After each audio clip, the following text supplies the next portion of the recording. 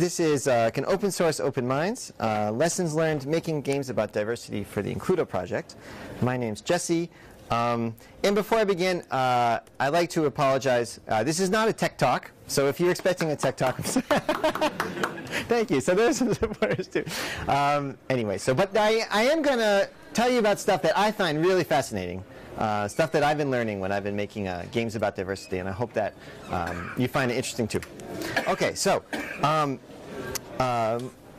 like I was saying, my name's Jesse. I work at the CRE Game Lab. So the CRE's Center for Research in Interdisciplinarity, sorry, it's hard to say, in Paris. And at the Game Lab, we make open games for science, social change, and for education. So we create games. Usually we team up with researchers and teachers, and we create games with them. We teach game design, and in particular, we have a really cool summer school that we call GLASS, where we mix science students and game design students over the summer in order to have them make science games together. So we've been running that for a few years. It's pretty fun. And finally, we do some community events. So we have this club called the Gamedier that Pedro was talking about earlier, where people come and they give talks about game design, about educational games, and all sorts of stuff related to that. Most of the talks are online on YouTube. Some are in French, some are in English. It should be pretty clear when you find them. So if you're interested, don't hesitate to check out that our YouTube channel. All right. So this project began when these two guys, these two brothers, Hilmi and Subi, who started a small startup in social entrepreneurship in India, approached the CRE and said that they wanted to make games with us that promote diversity and inclusion in the workplace in India. So, I said, hey, that's a great idea.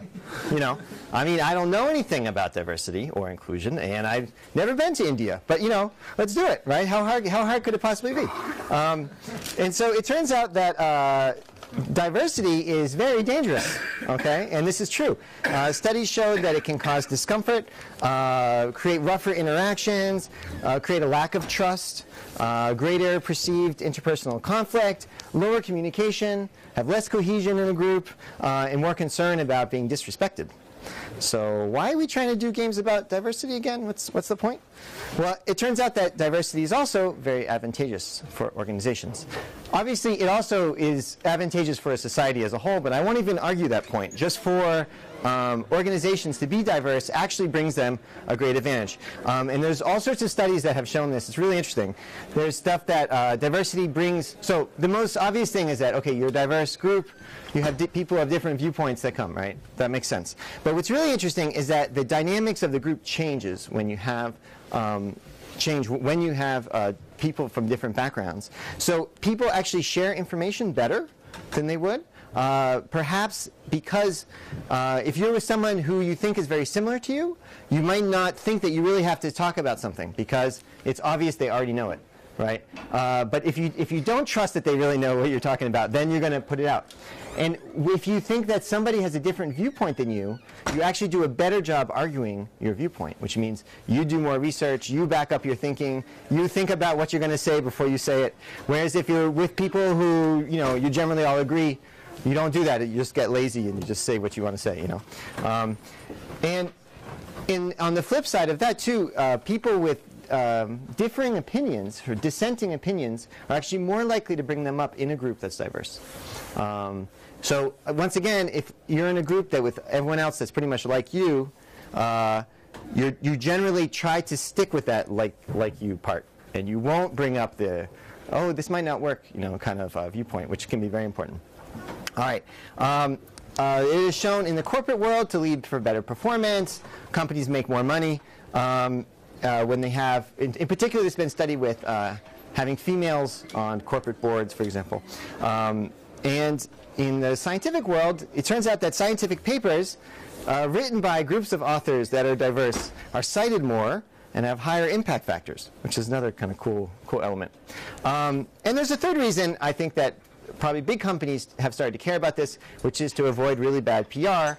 I don't know who remembers this thing with Google Photos when it rolled out, was it 2 years ago? And it was misidentifying people as gorillas. And obviously, right, no one thinks like Google's out to do that, right? That's not what they're trying to do, but it does indicate, well, how come they didn't pick that up, right?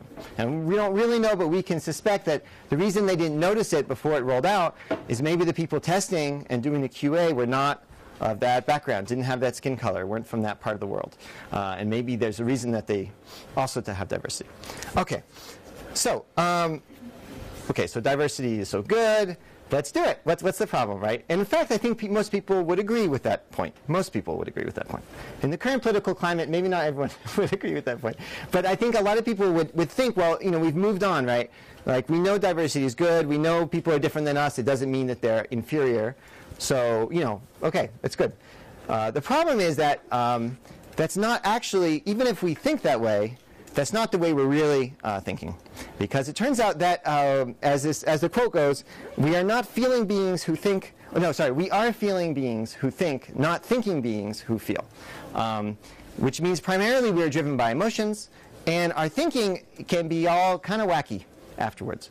And in fact, even the fact that we make decisions and our reasons behind the decisions may largely be thought up after the fact. That's been studied too. So people will tend to make decisions, and then you justify why you said that, right? So you make decision first, explain later. So that obviously doesn't lead to making really good decisions where you're taking in all the information. And in fact, there are researchers who suggest that our ability to reason did not come from, is not motivated to make really good decisions, but rather to convince other people to join us, is what we want to do, which is really crazy, which means that basically, once again, we're making a decision, then we're justifying it, and then we're going to explain it really well so that other people can agree with us. So that's kind of scary. And in particular, it leads to all sorts of bias. So there's different kinds of bias. Probably the main one that we talk about is called confirmation bias. So that's what they talk about a lot nowadays involving the news. It means that when you get new information and it agrees with what you've already thought, then you tend to accept it as true. If you get information that goes against what you already thought, you tend to disregard it. And if people confront you with information that goes against what you think, often, rather than changing your mind, you will probably double down on what you believe and think that there's some kind of plot to try to get you to change your mind. And in terms of stereotypes, this comes down to people, right? So, categorizing people based on what? Their skin, their age, how tall they are, how pretty they are, whatever kind of thing, and make some kind of judgment about the way they're going to act. And in fact, this is, interesting little side note, it's even been studied that when we see people who we consider very inferior to ourselves, the part of our brains that light up is not the part having to do with people, but rather the part having to do with objects, which means we are capable of literally seeing people as objects. Yes, it's true. No, I just disagree. I'm really? Public statement. You cannot make such a straightforward assumption, I find. Well, this is I'm based on this paper is what I'm talking about. Yeah, but I don't care about whatever paper. Parts of brains are not significant in the way we see people. I'm sorry. Okay. I don't know. That's what I've understood so far. Now, obviously, the two things can go hand in hand. You can have bias against groups of people. Okay. So it actually makes sense why we act this way, right? Our brains have evolved for a certain reason. We don't know for sure, but most likely it's because we need to make decisions quickly, especially in a more kind of wild situation where there's predators, there's different groups of people. Maybe there were reasons to be scared of other groups of people, and it made sense to try to run away or something like that. Okay. So get back to the workplace. In the workplace, obviously, if you want a diverse workplace, well, you have to hire diverse people. Okay, and some of the interesting studies they've done have involved sending out CVs. So someone they'll put out resumes that are exactly identical, except for the name on the top. So in this particular study, they had one person was named, one fake resume was for John, and one fake resume was for Jennifer. They sent these out at university laboratories to be hired by faculty members, right? And in this case, it turns out that Jennifer, 10 minutes, okay. Jennifer was judged less competent, would not be as hired as often, and if they were hired, wouldn't be paid as much. So that's kind of scary too. Okay, and if you think that hiring based on CVs is bad, well, it turns out that interviews are much worse. In fact, some people suggest that interviews are probably the worst way to hire people because it's when you have the most bias, because you're communicating with them, you come down, you talk about stuff that you enjoy in common, and you're not judging them based on what they need to be doing. Okay, just a quick side note, a really interesting example they've done is for orchestras. So it used to be in the US, there were very few females in orchestras. I think it said in 1970 it was less than 5%. And the way they got around this is doing these blind, what do you call it when you're getting hired? Can't think of the name. Blind recitals. So people would come, they put up a curtain, and they play behind the curtain. And it actually, at some point, in some orchestras, they made people take off their shoes because there was a thing people could hear when it was a woman walking and when it was a man walking. It's crazy. Okay, so let's go on to games. So when we started this project, making games to promote diversity, we started with the assumption that most of ideas were not going to be very good and that we needed to. Our conclusion is that we need to try a lot. So basically, we structured our project so that we started with prototypes, a bunch, then we cut them down to just 4. That's what we're doing now. And we're going to be developing them for the next year and then putting them out there. All our projects, well, it's open source, otherwise it wouldn't be here. We're going to put out all our data as open data, so all the analytics we get back. And the process itself is open. We're trying to put it all on our blog so people can reproduce our ideas, try different things that we didn't do, etc. Okay, so we started with game jams and with working with the organizations that we're going to be at. And this was, I was going to go through all the different ideas that we tried, but I'm not going to have time. So we tried abstract platformers, online comic captions, 5-minute debates about celebrities, automatic stereotype generators, a whole lot of different stuff. And we put all these things out there. We had our testers in India try them and rank them based on how engaging they thought they were and how much they learned. And based on that, we picked these 4 games. So one of them is, let's see, so Hired is a game where you, we kind of teach about bias. So we give people biases, and you have to hire someone. And so you pick up cards, and everyone's trying to hide their bias, because if someone else finds out, they're out of the game. And so you come up with these really funny arguments where you're kind of trying not to say why you don't want to hire women, because so you have to come up with funny things. It works out pretty well. Pin My State is a game about learning about different regions of India. It's too hard for me, but for people who live there, they can play it. This is kind of a weird physical game where you pretend to be pirates that all have different physical handicaps, and you have to play a cooperative game. And Another Day is a visual novel that we're creating now about you being an HR manager at a... Oh, sorry, I lost the microphone. 1 second. All right, so we don't have a lot of time, but I just wanted to say a few things that we learned with this process so far. So one thing is that we've learned to favor concrete ideas over abstract ones. Once again, based on the assumption that the abstract things, people might agree in the abstract about diversity, but might not act that way in a concrete decision-making process. We found that getting people to talk is really valuable, and that for that, board games actually surprisingly good. So when we started this, we were going to make only video games, and then it turns out most people wanted board games. You can play them. Well, they actually also work well for a company. Like you bring everyone in to a meeting room, you put a board game on a table, people can start to play, and then, or a card game, or other kind of tabletop game. People, can start to discuss, oh, this happened to me, this happened to my aunt. You can start discussing things that way. We also found that, in general, people really do like to find out about each other, and they also like to share things about themselves. It's just that, it's a little scary, and you're worried about being judged. And so by putting them in a game context where they feel comfortable, you can make that process a lot easier. All right, in terms of the process, we found that game jams are really fantastic as a way to start. Come up with lots of different ideas and try a lot of things out. We found that using paper prototypes are really great, too. So even for video games, to not just code something, but to do stuff on paper and try to make a board game that would act like the final video game is a great process, because it's really quick, and you can change the rules. You can change the rules like 10 times in an hour, and you don't have to which you could never do with well, maybe if you're an incredible coder, you could. On the flip side, that's hard for other people to accept. Sometimes if you have a paper prototype, people don't take you seriously. So that's, it's a little harder that way. Okay. And having a diverse team obviously also makes a big difference.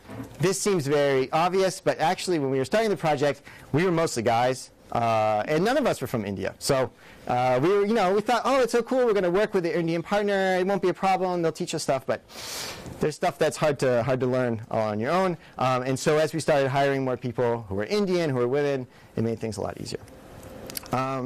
So in conclusion, diversity and inclusion are good things for organizations. And that over time, our bias has moved from something that is just out there, some overt thing, into some implicit thing that's within ourselves that is harder to address for that reason, because people don't think that they're biased. None of us think that we're biased. We all think that we're very rational.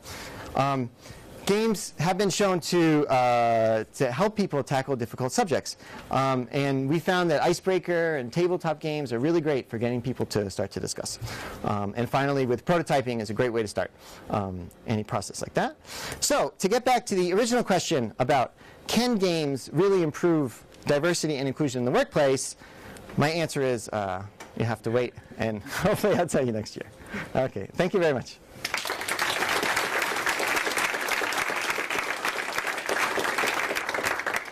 And I think we have time for questions, so that's good. I rushed a little bit because I don't. 8 minutes. Oh, that's all right. Plenty of time. Okay. Any questions? Yeah. So I was really interested in the game you mentioned about having to hide your bias to eat. Oh, okay. So how does it actually work? Okay. So the way it works is that you pretend that you're all management at a company, and that you have to hire somebody for a position, okay? And then, so it's a random, right now it's cards, and then we're going to move it to a mobile game. But right now it's a cards, and so you see the people with a fake CV, and then everyone has a secret bias card. So for example, mine maybe is like, I don't want to hire a woman. Maybe someone else is, I don't want to hire, I don't know, Muslims or something like that. And then what you do is you argue about who you should hire. And you don't want to hire the person that your bias is about. But if it's really obvious, and I'm like, yeah, I don't know, she's going to go on parental leave at some point, well, then they'll know that that's my bias, and so they can call me out, et cetera. And you try to get the, so you're trying to fight for it, but without really letting it in. It's a really interesting idea. It's kind of cool. Well, the discussions that come out are really funny, because it's really, yes? I'm curious about the recruitment process. Who were the people coming? How did they come there? Why? And how many? For the game jams, or in India, or in general? Oh, yeah. So okay. So it's two very different things. So let me just go back to this slide real quick. That we're talking about. Oh, sorry. I'm supposed to repeat the questions, and I forgot myself. So the question was about the recruitment process for the different events.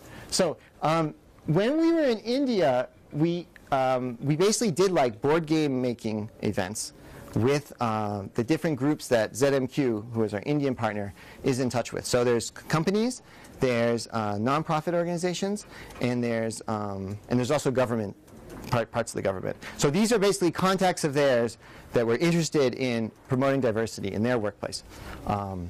And in Paris, what we've done is more kind of use our Gamedier community of people who are interested in making games, maybe don't know so much about diversity, although that's not totally true. There are people who really do, and kind of get them to say, okay, let's make games for over the weekend, and and how many people were in work? Okay, well for the game, oh shoot, how many? I think for the Paris one, it was around 50 people or something like that. I would say 40 to 50. Yeah. Yeah, and then, but in India, we've done smaller things. We've done it also at school with a bunch of students. And, yeah. Any other questions? Yes.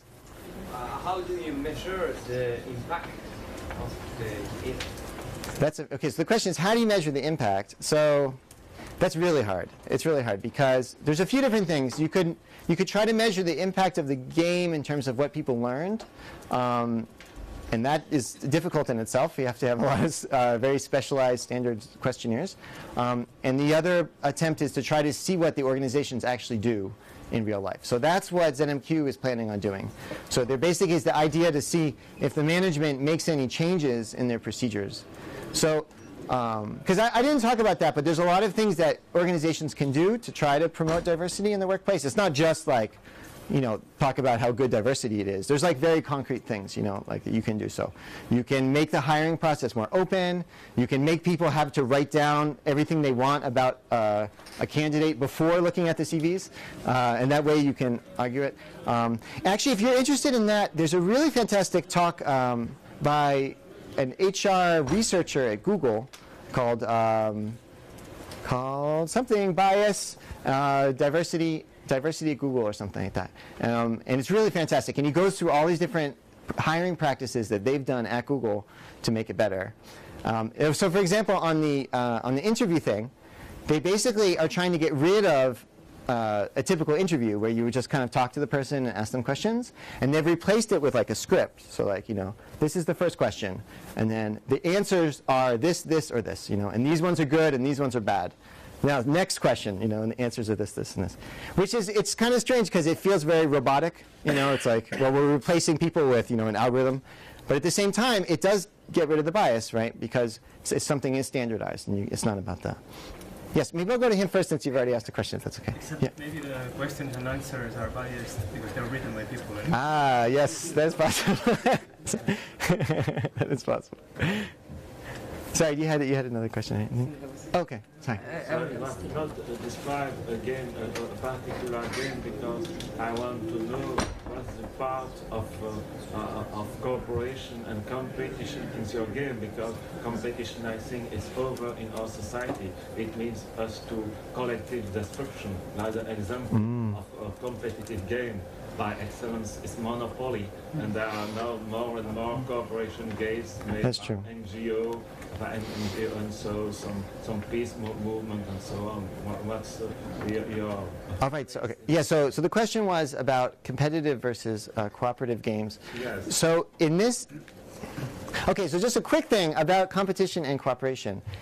What's cool is that both things can go nicely together. Like typically in team games, there's a cooperation between the people on the team, and there's a competitive thing between the teams, right? And that's an element where you can mix it. I wouldn't agree that competition is bad like by itself, because I feel like it is something that motivates us, and as long as it's within a game context where we understand we're in a game, we're competing in the game, and when we get out of the game, we're not competing in the same way. I think it's acceptable. In this particular games, sorry, let me just skip to the ones that I picked. Yeah, Hired is competitive. Pirate Partage, this one is non-competitive right now, but when we tried it in India, they kept saying, we want a scoring system. We want to be able to know if we're better than the other ones. So we're thinking about making it competitive just to kind of add people. So have people play in a team, but once again, have the teams compete. How many cards did you get through? That kind of thing. This is a visual novel. You just play on your own, so it's not competitive. And Pin My State, you could play it competitively if you wanted, but you don't have to. It's more like an icebreaker. So maybe time for one more question. Yeah. I just wanted to respond to that in another way. To me, diversity is fundamental of life. I mean, if you don't have diversity, you have death, right? It's just a natural process that applies to quite many social processes. So I'm curious why you promote diversity as a competitive behavior, because you promote it in the workplace as a competitive asset, whereas on the contrary, I think it's pretty much the competition that kills diversity. So I find there's a bit of a contradiction. Yes, so there was an observation about how diversity is something that can create cooperation, if I understand correctly. And why are we trying to promote competitivity, which is why are we trying to promote diversity as something that's competitive, as an advantage? I guess the reason that if you're trying to bring diversity into an existing social structure made of companies that are competing, then it makes sense to sell it to them as a competitive thing. I guess that's the answer. It's more like utilitarian than anything else. If you were in a different social structure where you could people be much more collaborative, then I think it would be wonderful. I don't know, but I think it would be a different society altogether. It's good. All right, maybe we should stop there. Well, thank you very much.